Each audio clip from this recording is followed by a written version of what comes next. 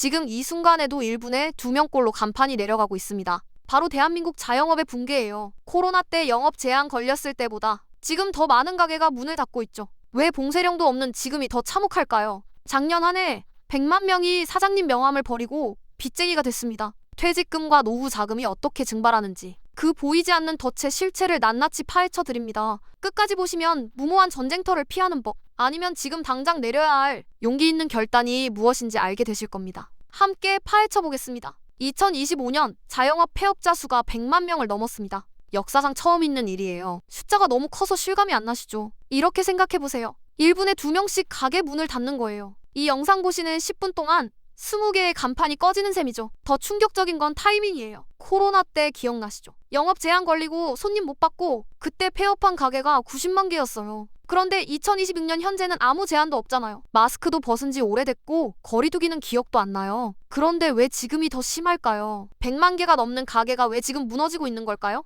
서울 마포구에서 20년 넘게 분식집을 하시던 김 사장님 이야기를 들려드릴게요. 떡볶이 하나로 동네 아이들 키워냈다고 자부하셨던 분이에요. 단골들이 결혼해서 아이 데리고 올 정도였죠. 그런데 작년 겨울 셔터를 내리셨어요. 왜 망했냐고요? 손님이 안 온 게 아니에요. 매출은 있었어요. 문제는 남는 게 없었다는 거예요. 배달 앱, 수수료, 재료비, 인상, 임대료, 인건비 다 내고 나면 김 사장님 손에 쥐어지는 건 거의 없었어요. 한 달 내내 일하고 월급쟁이보다 못 버는 거죠. 그나마 김 사장님은 빚이 없으셔서 깔끔하게 정리하셨어요. 진짜 무서운 건 빚을 끌어다 시작한 분들이에요. 퇴직금에 부모님 노후 자금, 거기에 은행 대출까지. 이분들이 망하면 그냥 문 닫는 게 아니라 빚쟁이가 되는 거예요. 사장님이라는 호칭이 얼마나 화려하게 들리는지 아시죠? 내 가게, 내 사업, 내가 사장. 직장 다니면서 받던 스트레스 없이 자유롭게 일한다는 환상. 그런데 현실은 정반대예요. 직원한테 월급 주려고 자기 돈 깨고 손님 없으면 밤잠 설치고 명절에도 쉬지 못하죠. 100만 명이 이 환상에서 깨어났습니다.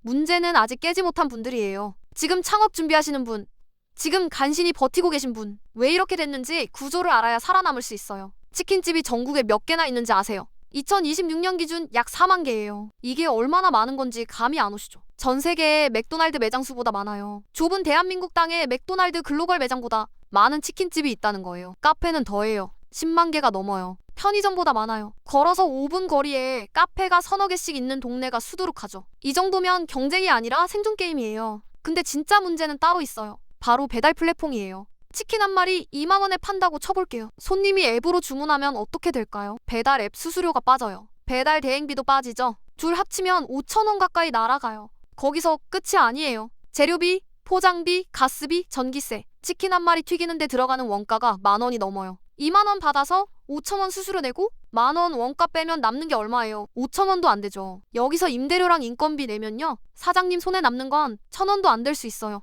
매출이 있는데 왜 망하냐고 하시는 분들 계시잖아요. 이게 답이에요. 매출과 수익은 완전히 다른 거예요. 하루에 100마리를 팔아도 구조가 이러면 남는 게 없어요. 카페는 더 처참해요. 중소형 카페 월 평균 매출이 700~800만 원 정도예요. 많아 보이시죠? 여기서 원두값, 우유값, 일회용품비, 임대료, 인건비, 카드 수수료 다 빼보세요. 사장님이 가져가는 돈이 100만 원도 안 되는 경우가 허다해요. 최저임금보다 못 버는 거죠. 프랜차이즈는 더해요. 가맹비에 인테리어비에 로열티까지. 본사는 가맹점이 망하든 말든 매달 돈을 받아가요. 망하면 다음 가맹점주 구하면 되니까요. 이게 플랫폼과 프랜차이즈 시대의 민낯이에요. 사장님은 이름만 사장이고 실제로는 플랫폼과 본사를 위해 일하는 구조예요. 동네 옷가게 요즘 보셨어요. 임대 딱지 붙은 곳이 한두 군데가 아니에요. 2025년 기준 소매업 폐업률이 16%를 넘었어요. 10개 중 거의 2개가 1년을 못 버틴다는 뜻이에요. 왜 이렇게 됐을까요? 단순히 돈이 없어서가 아니에요. 사람들의 행동 자체가 바뀐 거예요. 옷 사러 동네 상가 안 가잖아요. 휴대폰으로 주문하죠. 무신사, 쿠팡,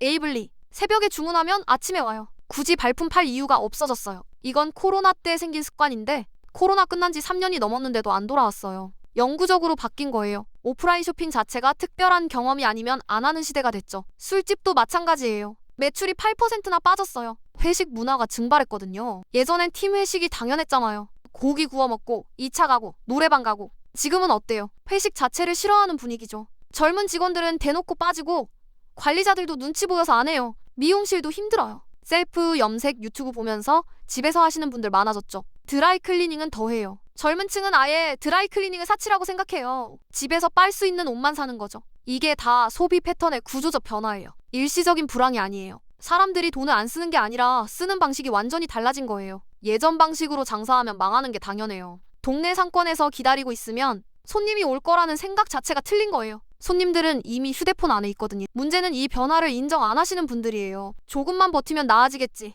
경기가 풀리면 다시 손님이 오겠지. 이런 생각이 가장 위험해요. 건설업 얘기를 왜 하느냐고요. 내 치킨집이랑 무슨 상관이냐고 하실 수 있어요. 그런데 이게 직접적으로 연결되어 있어요. 2025년 종합건설사 폐업이 600개를 넘었어요. 2008년 리먼 쇼크 때가 464개였거든요. 그때보다 더 심하다는 거예요. 업계 순위 58위, 72위 하던 중견 회사들도 부도 위기에 몰렸어요. 건설 현장이 멈추면 뭐가 생길까요? 그 주변 상권이 무너져요. 생각해보세요. 건설 현장에서 일하는 인부들이 점심때 어디서 밥 먹어요? 현장 근처 식당이죠. 한밭집이라고 부르잖아요. 현장 하나에 수십 명, 수백 명이 밥 먹으러 와요. 현장이 멈추면 이 손님들이 한꺼번에 사라져요. 어제까지 점심 100그릇 팔던 식당이 오늘 갑자기 10그릇도 못 파는 거예요. 한 달 버티기도 힘들죠. 식당만 망하는 게 아니에요. 하청업체 사장님들도 연쇄로 무너져요. 철근 납품하던 분, 시멘트 대던 분, 인테리어 마감하던 분, 돈 못 받고 쓰러지죠. 이분들이 이용하던 동네 가게들도 타격을 받아요. 부동산 중개업소도 마찬가지예요. 폐업률이 11%를 넘었어요. 집이 안 팔리고 전세가 안 나가니 중개업소도 버틸 수가 없죠. 이게 도미노예요. 건설이 무너지면 하청이 무너지고, 하청이 무너지면 지역 상권이 무너지고,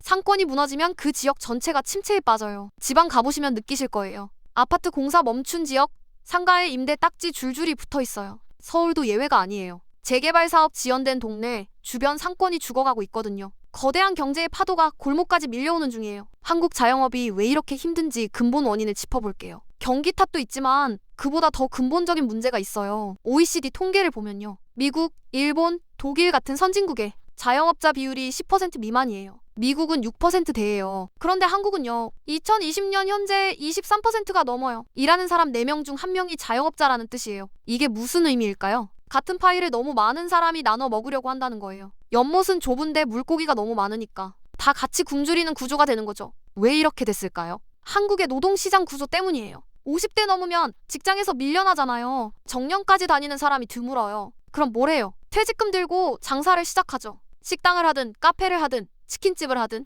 청년들도 마찬가지예요. 취업이 안 되니까 창업을 해요. 어차피 취직 못하면 백수인데 차라리 내 가게 하나 차리자는 생각이죠. 문제는 이분들 대부분이 장사 경험이 없다는 거예요. 직장에서 20년 일한 경력이 식당 운영에는 별 도움이 안 돼요. 완전히 다른 영역이거든요. 그래서 프랜차이즈에 의지해요. 본사가 다 알려준다니까 안심하고 계약하죠. 그런데 본사 입장에선 가맹점이 망해도 상관없어요. 가맹비는 이미 받았고 다음 사람한테 또 받으면 되니까요. 이 구조가 악순환을 만들어요. 망하는 사람이 늘어도 새로 뛰어드는 사람은 줄지 않아요. 갈 데가 없으니까요. 결국 모두가 피를 흘리는 레드오션이 되는 거예요. 창업만 하면 나아지겠지라는 막연한 희망. 이게 가장 위험한 적이에요. 한국만의 문제일까요? 아니에요. 이웃나라 일본에서도 비슷한 일이 벌어지고 있어요. 2024년부터 2025년까지 일본에서 라멘 가게 폐업이 급증했어요. 경영 악화로 문 닫는 비율이 60%를 넘었죠. 라멘 한 그릇에 1,000엔, 우리 돈으로 10,000원 정도인데요. 이게 심리적 저항선이에요. 손님들이 10,000원 넘으면 안 먹겠다는 거죠. 그런데 재료비는 계속 올라요. 밀가루, 돼지고기, 계란 다 올랐어요. 가격을 올리면 손님이 안 오고 안 올리면 적자예요. 진퇴양난인 거죠.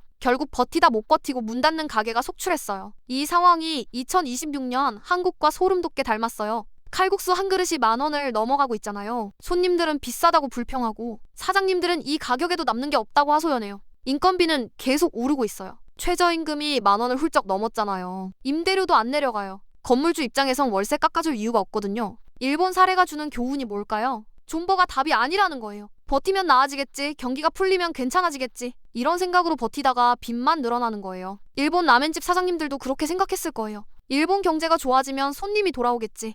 그런데 구조가 바뀌었어요. 젊은 층은 집에서 컵라면 먹고 외식 자체를 줄였어요. 한국도 똑같은 길을 가고 있어요. 구조적 변화 앞에서 무작정 버티는 건 용기가 아니라 무모함이에요. 냉정하게 판을 그어야 해요. 가장 가슴 아픈 이야기를 해야 할 것 같아요. 청년 자영업자들 얘기예요. 취업이 안 되니까 창업을 선택하는 20, 30대가 늘고 있어요. 어차피 백수로 있느니 내 가게라도 차리자는 거죠. 부모님도 응원해요. 우리 아들, 우리 딸이 사장님이 된다니까요. 그런데 현실은 잔혹해요. 2025년 기준 청년 자영업자 폐업률이 20%가 넘어요. 5명 중 1명이 1년 안에 망한다는 거예요. 음식점은 더 심해요. 가게 100개가 새로 생길 때 기존 가게 포함해서 127개가 문을 닫아요. 새로 여는 것보다 닫는 게 더 많은 거예요. 김씨 이야기를 해드릴게요. 28살에 카페를 열었어요. 취업이 안 되니까 차라리 내 가게 하자고 마음먹은 거죠. 부모님 퇴직금 5천만 원, 본인 저축 2천만 원, 은행 대출 5천만 원, 합쳐서 1억 2천만 원을 투자했어요. 1년 버텼어요. 근데 안 됐어요. 손님이 안 왔냐고요. 왔어요.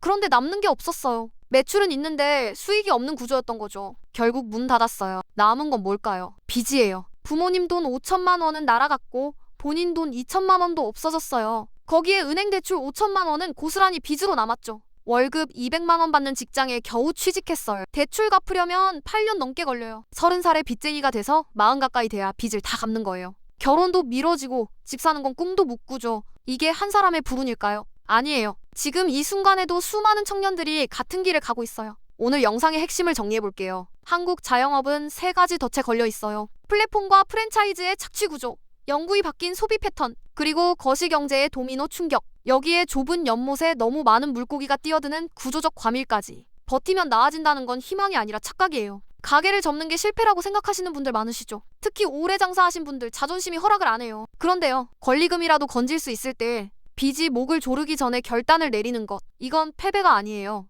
인생을 지키는 용기예요. 살아남은 분들의 공통점이 있어요. 체질을 바꾼 분들이에요. 사람이 안 오면 배달 전문으로 돌리고, 인건비가 부담되면 무인 시스템을 도입하고, 규모를 과감히 줄여서 실속을 챙기는 분들. 이분들은 2026년 지금도 조용히 수익을 내고 계세요. 자녀분이 창업하겠다고 하면요, 돈 대주시기 전에 이 영상을 함께 보세요. 무모한 전쟁터로 나가지 않게 막는 것. 그게 진짜 사랑이에요. 대한민국을 이만큼 일궈온 건 여러분의 거친 손마디와 잠 못 이루던 밤들이었습니다. 스스로 자책하지 마세요. 장사는 접을 수 있어도 여러분의 인생은 계속되어야 합니다. 여러분 동네에서 가장 많이 사라진 가게는 어떤 곳인가요? 직접 체감하시는 골목 상권의 현실을 댓글로 남겨주세요. 오늘 영상이 여러분의 시야를 넓히는 데 도움이 되셨다면 구독과 좋아요, 알림 설정 부탁드리겠습니다. 영상 제작에 큰 힘이 됩니다. 다음 영상에서 뵙겠습니다.